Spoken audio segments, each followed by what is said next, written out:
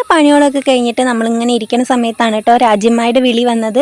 എടി ഇവിടെ മുരിങ്ങ വെട്ടിയിട്ടുണ്ട്, വേണമെങ്കിൽ വന്നിട്ട് മുരിങ്ങയുടെ ഇല കൊണ്ടുവന്ന്. പിന്നെ ഒന്നും നോക്കിയില്ല കേട്ടോ, ഞാൻ വേഗം പോയി. കാരണം മുരിങ്ങയുടെ ഇല എന്ന് പറഞ്ഞു കഴിഞ്ഞാൽ എല്ലാവർക്കും ഒരു വീക്ക്നെസ് ആണല്ലോ അല്ലേ.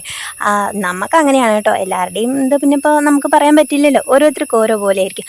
അപ്പോൾ എന്തായാലും മുരിങ്ങ വെട്ടിയത് കൊണ്ട് തന്നെ ഞങ്ങളെ വീടിൻ്റെ 4 പുറമുള്ള എല്ലാവരും അവിടെ എത്തിയിട്ടുണ്ടായിരുന്നു കേട്ടോ. അപ്പോൾ ഉഷ് ചേച്ചിയും കട്ടോപ്പയും പിന്നെ മണിയമ്മായിയും ഗോപാലമാമയും എല്ലാവരും ഉണ്ടായിരുന്നേ. അങ്ങനെ ഞങ്ങളെല്ലാവരും കൂടിയിട്ട് അവിടെ നിന്ന് എല്ലാവരും കൂടി അങ്ങോട്ടും ഇങ്ങോട്ടും ഒക്കെ സഹായിച്ച് മുരിങ്ങയുടെ ഇലയൊക്കെ പൊട്ടിച്ചു കേട്ടോ.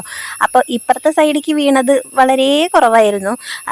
മരം വീണപ്പോൾ ഇവിടെ ഒരു ചെറിയ മുരിങ്ങ ഉണ്ടായിരുന്നത് പൊട്ടിയിട്ടാണ് കേട്ടോ ഇപ്പുറത്തേക്ക് കിടക്കണത്. അല്ലാതെ വെട്ടിയ മുരിങ്ങ ഇതല്ലേ, അത് അപ്പുറത്തെ തൊടിയിലേക്കാണ് മറിഞ്ഞിട്ടുള്ളത് കേട്ടോ.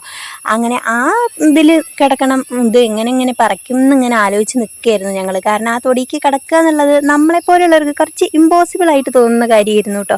അങ്ങനെ ഞങ്ങൾ ഈ ഒടിഞ്ഞു വീണ മുരിങ്ങയിൽ നിന്ന് കുറച്ച് മുരിങ്ങയുടെ ഇലയൊക്കെ പറിച്ചിട്ട് ഇങ്ങനെ നിൽക്കുകയായിരുന്നേ. അതിൻ്റെ ഇടയിലാണ് കേട്ടോ ഇവിടെ രാജ്യമ്മയുടെ കുഞ്ഞൻ തെങ്ങിൻ്റെ കണ്ണ് പെട്ടത്. അപ്പോൾ ഇതുവരെ നമ്മുടെ ഇത് കൂടെയൊക്കെ ഇങ്ങനെ മണ്ണുത്തീന്നൊക്കെ കൊണ്ടുവരും. അങ്ങനെ കൊണ്ടുവരുന്ന സമയത്ത് വാങ്ങി വെച്ചിട്ടുള്ളതാണ് കേട്ടോ. അപ്പോൾ നമ്മുടെ വീട്ടിലും ഇതുപോലെ തെങ്ങിൻ തൈയൊക്കെ വെച്ചിട്ടുണ്ട്. ഇതുപോലെ തേങ്ങയൊക്കെ ഉണ്ടാകുന്ന സമയത്ത് ഞാൻ കാണിച്ചു തരാം കേട്ടോ.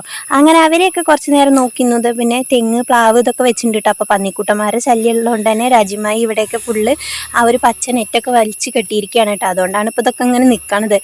അങ്ങനെ നമ്മളെങ്ങനെ ഇറങ്ങുമെന്ന് ആലോചിച്ചിരുന്ന സ്ഥലത്തേക്ക് ഗോപാലമാമ വേഗം ഇറങ്ങിയിട്ടുണ്ട് കേട്ടോ. പിന്നെ അവർ അത് കൂടെ പോയ സമയത്ത് അവിടെ നിന്ന് അവർക്ക് കുറച്ച് കാന്താരി മുളകും കിട്ടി. അപ്പം പിന്നെ മുരിങ്ങയുടെ ഇലയിടാനുള്ള സംഭവം കിട്ടി. അപ്പം ഇന്ന് എല്ലാ വീട്ടിലും മുരിങ്ങയുടെ ഇലയാണ് കൂട്ടാൻ.